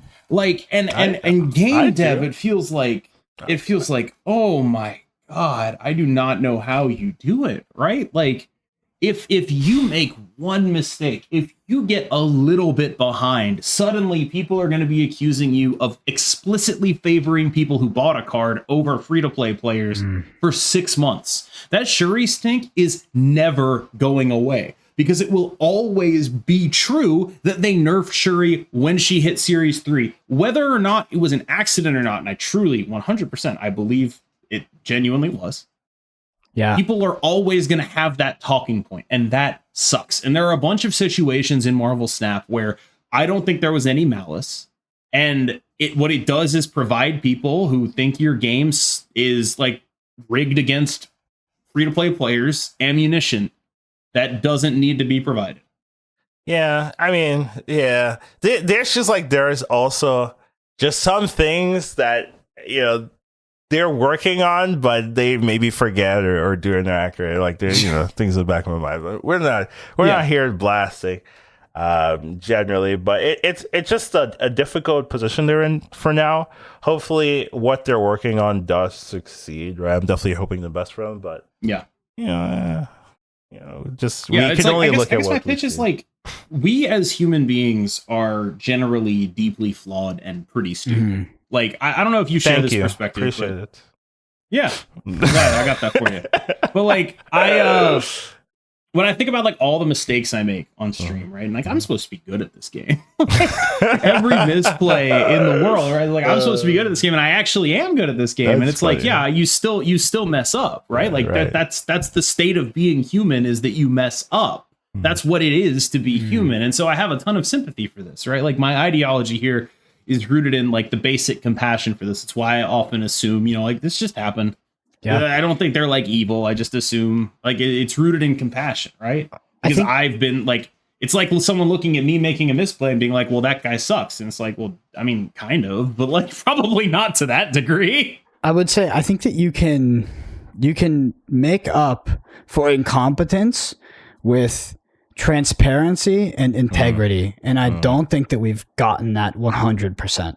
And if they were able to tell us and be like, just be a bit more transparent, let us into the process, because we're sitting here and we're the ones that are getting put through it, and it's taxing our wallets and our gameplay experience. And we don't have to witch hunt. We don't have to speculate on these series drops or, you know, something getting nerfed in 3, because it likely is incompetence. It usually is. That's just how things work. But I think that incompetence might even be like a strong word for it. Yeah, it could be. Honestly. But I think that they could do a lot by being more transparent and more vocal. The issue with transparency is like, if they were transparent, it's like, well, this makes us more money. Like, yeah, you know what I mean? You can, like, can you really? I also think the issue is like, how many people are actually reachable, right? Like, there are a lot of people who just aren't reachable and will not be happy. That's fair. That's also fair. Like, when you talk about being transparent to win people over, I always wonder about this. Like, I think there are situations where that would have helped. I think telling people Darkhawk wasn't going to drop in advance would have been very helpful. Would have been helpful. I think that's like one of those few situations where it's like, you know, you actually could have communicated this better and it would have really mattered. Yeah. But sure. I think kind of the rest of it, where it's like, no, the issue isn't that they didn't communicate it. The issue is that the thing they're doing is bad until proven otherwise. Like that, like the most recent flexible series drops, right? Until we know what they're working on, it's bad, and they obviously can't tell us what they're working on. Very straightforward situation. They're not stupid. They knew that going in. Like, they knew what the reaction would be to doing what they're doing, and they said, okay, it's worth it for reasons X, Y, and Z, and we can only speculate on what those reasons are. Money. And I guess I just think that, like, you talk about like easier communication. I don't think there's a way to communicate better about, we're not dropping Jeff and Hitmonkey, but we are dropping Snowguard. Well, these cards players want to buy, so we want to make sure that they're spending their resources on it and just not waiting till they become free. Sorry, but we need money, and we need some of you guys to buy some of these cards so that we can, function another day. So I know you're not liking Jeff staying on Series 5 for a couple extra months, but we just need to pressure you guys a little bit harder because it feels like we're not pressuring you guys enough to buy the cards that we want. I'm sorry that you don't like this decision, but we've looked at the data. This will get us more revenue for our shareholders. Have a nice Even day. outside of that context, even outside of the revenue for shareholders context, I don't know if they're a public company. Neither not. Sure I know, but like this is the thing people love saying. But like even outside of the basic sort of context of like capitalism demands growth, right? Yeah. Like communicating something like that. I mean, I think you could easily phrase that in more reasonable terms, which is like, hey guys, nobody's buying anything in the token shop, and we're really trying to fix that. And this is our first step towards a solution to the fact that nobody buys anything in the token shop. And there will be other parts to this.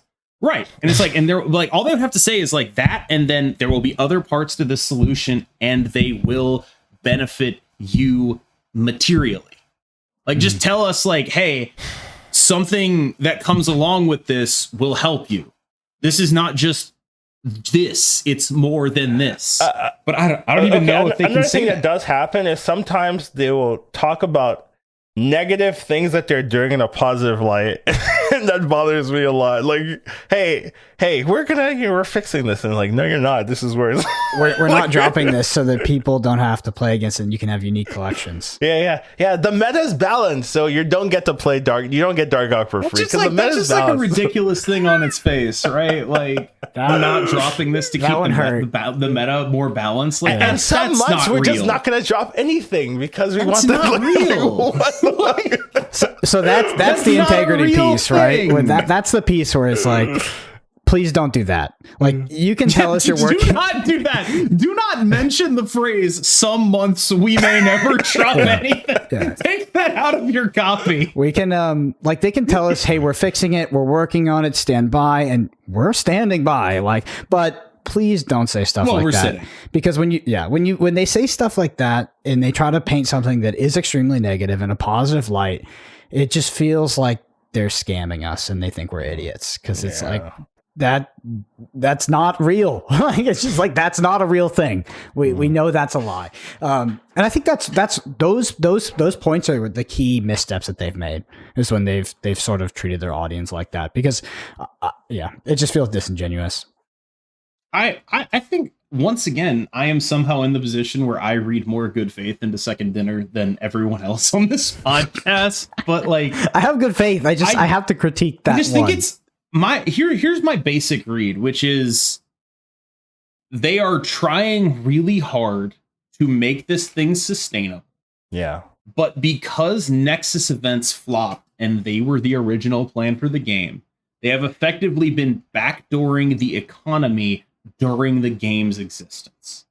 Yeah. So the fact that Nexus events flopped, they had to take it all the way back to the design phase, design an entirely new economy, and then now they're seeing the problems with that economy.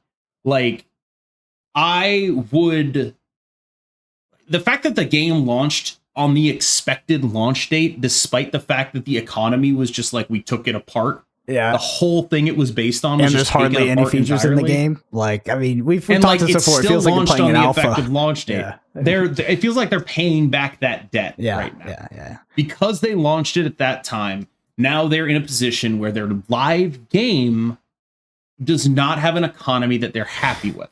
Yep. And that is, I think, mostly due to the token shop, right? Like, the token shop system is set up such that people are going to try to hyper optimize for it. And that means not buying stuff that is bad. So one way to solve that would be to release more exciting cards. Another way to solve that would be to incentivize people to go and get these cards. And they announce those quests, right? That's one way of creating like additional churn. It's like a rebate for buying the card, right? You get a little bit of your stuff back.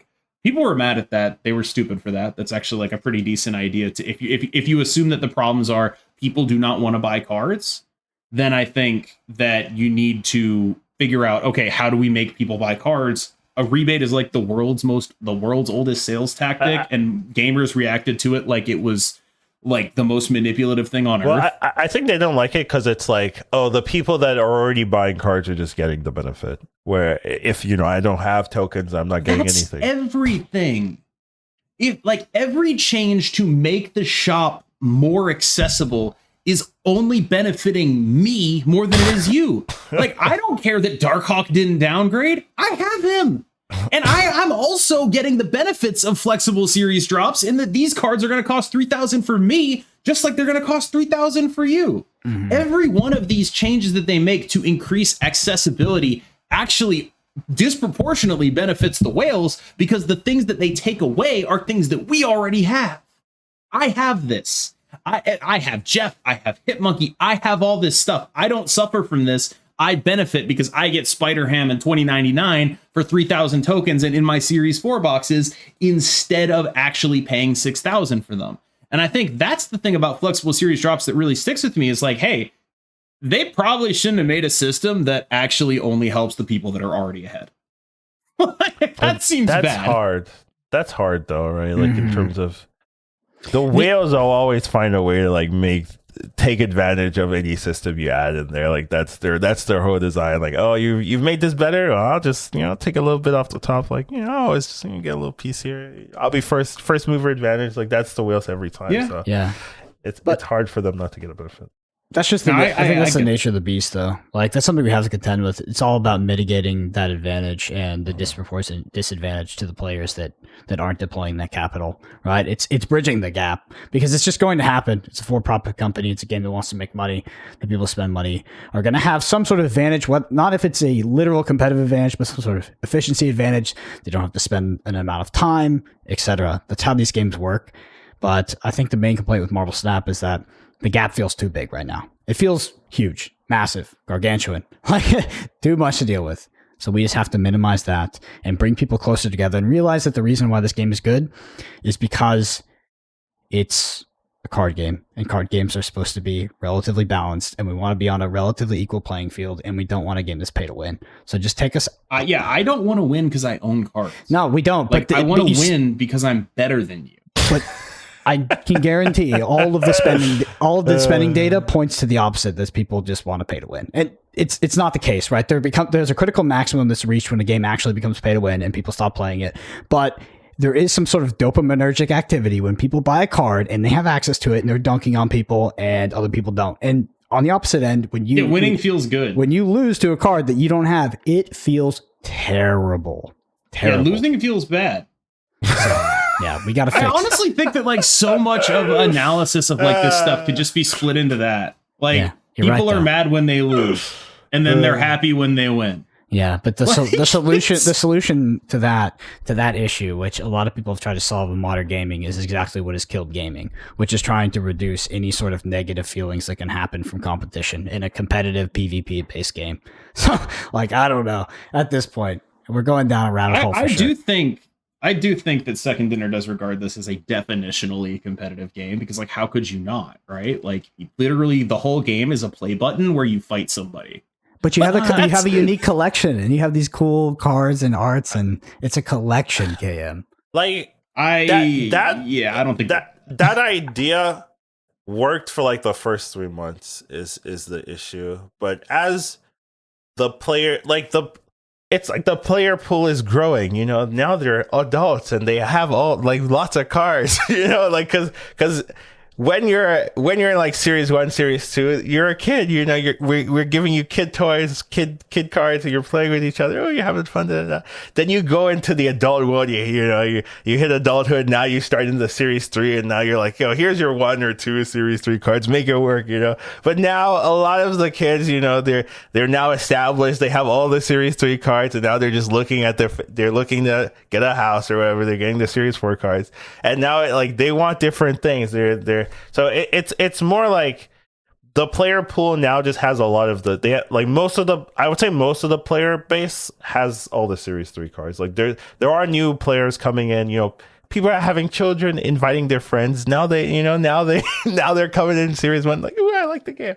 But a lot of the players are just like, they all Series 3 complete. They're looking at the Series 4 cards, Series 5 cards, and they're just trying to make their decisions from there. So it did work initially that a lot of people were having unique collections. But now that unique collection argument is kind of moot because most people have all the Series 3 cards and they get to pick the Series 4, Series 5s they want, right? Like everyone has High Evolutionary because we all unanimously pick that as, oh, this is the card we're going to get this month. And then same thing, like anytime anything new that's looks powerful, looks premium, everyone's going to get it because the player base as a whole has the collective currency to just like pick up the cards they want. So here's another pitch though. Mm-hmm. I think that the best decks have become increasingly more reliant on Series 4 and 5 cards. When you think back on how it was in those 3 months, right? Leech Leader, yeah? Thera. The free-to-play hero. These were decks that were Series 3 complete. Like, they were Series 3 decks. And now, I mean, even Sarah runs Hitmonkey a decent amount of the time. It runs Kitty Pryde a decent amount of the time. You look at Deathwave, which is absolutely dead. Leech Leader, absolutely dead. And it's like, I can't help but feel like these archetypes that helped bridge players into the late game are no longer available to compete with. I did play Deathwave today for like quite a bit, and it was okay. Like you like. I mean, I didn't have wave in this. You didn't have wave, right? Yeah. To be fair, like the destroy deck is actually like pretty close to being an actual thing. I ended up taking out Null though. I was like, it's like 6 power. I just played Dr. Doom. It was like, yeah, that's fine. Yeah, that makes sense. As soon as I took out Null, like I just fought. That is exactly. I just fought Galactus and then I put it back in. Then they left, and I was like, okay, fine. I'll just play Dr. Doom again. Yeah, like that is a very you thing to do. Is like, all right, well, what am I doing with this card? It's Dr. Doom now. I have made this card into Dr. Doom. Yes. That is EducatedCollins deck building 101. I remember being like so mad. You're just playing like some absolute random deck. You just like had a Dr. Doom and it's like, what the fuck is going on? It's good though. Like it's good. It is good. It's what do you want from me? It's good. I don't know what it is. It illustrates the point you were making earlier of just like playing some stuff that people don't normally expect in the archetype. You're just like, I was doing like something specific where it was just like, I was trying to like wave into like something specific or like wave into Doom. You just like play your own Doom. And I was like, oh, I got nothing out of that. Why are you playing Doom in here? Because it's good. I mean, it's a good card. Yeah, it was good. It's good. Like anytime I don't know what to put in, it goes like Doom and then Jeff. That's Doom what they do. Jeff, and then I'm like, that's what Jeff is. Jeff is just like, oh, I don't know what I'm playing. I'm just gonna play Jeff. And then it's like Darkhawk, I think, is like the third thing. Or something like that one requires more effort, though. You gotta like put Darkhawk with no supporting package. well, like, you know, Darkhawk's Blue Rock Slide. Okay, like, I said like that's a big like. Okay, I need 5 cards, 3 of them Darkhawk. Like if I have any 4 that I'm playing, you know, I'm like any 4. Okay, well, I guess Darkhawk Rock Slide could go in there. I'll put it in. So that's kind of. It's definitely something I look at. How we doing on time, Brendan? We're probably very, very far. I was just about to close this out. I was going to ask if you had any. I know you have to like travel tomorrow. So I'm chilling. But I was about to close this out because we did have. Just started though. Yeah, there's so much more. We just started. Yeah, you're right. We just started 2 hours ago. Tip of the iceberg of card acquisition, right? We only got the tip. We have so many things to yell about still. It's a good convo, though. I think it's a convo that we have to have. No, this was a blast. Yeah. I think this was like literally. Don't record this. I think you were my favorite. It's recorded. Guest. No, it's in. I think you were my favorite guest. I'm not even joking. I had a blast. Thank you. I'm trying. EducatedCollins, for people listening, what are you up to these days? Where can they find you? Twitter, YouTube, streaming, etc. Well, I've been promoting my YouTube because that one works. So you can find EducatedCollins, Snap, that YouTube. Also on Twitter and Twitch, I would say. Also on Discord. If you join the Discord, you can also find me. Generally, also in other places, but those are the real ones where I might respond. Maybe Reddit, MySpace, all that kind of stuff. I don't have one. Facebook. You catch me on Bebo. Is that a social network? I don't even remember. I feel like it is. You can find me on Billy B. You can find me on Christian Mingle. Yeah. Well, we did have a review come in this week. This is from All Freaking Names Be Taken, Yo. They say, excellence. As the title says, the show is great for any Marvel Snap player, new or old. It is great to hear the perspectives of diehard players as they cover new cards, top decks, balance updates, and other relevant topics every week. I've been following for most of the 22 episodes and it's helped me rethink my decks and strategies, but even more, it is enjoyable to listen to. It is also nice to hear other content creators and podcasters joining the conversation as special guests come on occasionally. Episodes like that help highlight just how great the community for Marvel Snap is as some of the top players and content creators join to speak on their experiences together.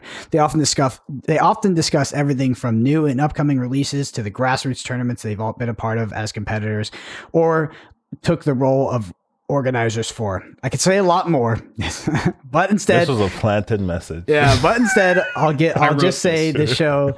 Give the show a chance yourself. If you enjoy it, hit all 5 stars like I did, and write them a review. Even a short one helps podcasters in multiple ways. But perhaps the most important is it keeps them motivated to put out content. Everyone likes how their work is appreciated. Keep up the excellent work. Also, keep an eye out for my IG. Keep an eye out for me, IGN Visionary. Hope to see you all in the future. Yep. So that was my someone using a review for a plug. Yep. That's so next level, dude. I mean, it's such a nice review that you have to give them the plug at the end. Like, you they do. deserve it. Yeah. They also said just look out for my in-game name because I think they're just looking to compete. But if you're listening to this podcast and you have been listening for a while, you enjoy it, the number one thing you can do to help us out is leave us a review. Apple Podcasts is preferred. You can go to rate this podcast. You could give them money. Don't lie. The number one thing is to donate monetarily. Number two thing is to give a review. If you want to mail Brendan $1,000, that's the number one. Cam takes the backdoor bribes, not me. No, if you do it with me, Twitch will take a cut. You can't do it through me. Yeah, just 25 gifted. Anyway, you can go to ratethispodcast.com/snapshot. There's a video version of this on YouTube if you're listening on pod platforms at youtube.com/the_snapshot. We are all on Twitter. I'm at Brendan APG. EducatedCollins is at EducatedCollins. Cam Best is at KMBestMS. And Cam, your streaming schedule and anything else you're up to. Cam Best in a Snap is the YouTube channel, by the way. That is true. It is Cam Best in a Snap. There's a colon in there.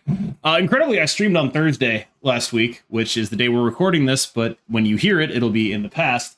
I really enjoyed it, so my schedule is a little bit up in the air, but the current schedule is we stream on Friday, Saturday, Sunday, and then Tuesday and Wednesday. That is currently where I am at. Awesome. So for any of the diehard Snapshot fans out there, we've come up with a new drinking game. It's going to be take a shot every time KM Best changes his streaming schedule. Be careful on that one. I didn't change shit, dude. You take like one shot maybe a week, okay? That's every week. Get drunk off of that, okay? Anyway, Educated Collins, thank you so much for coming out. It was a great conversation. Really appreciate you joining us today. And for everybody else, we'll see you next week.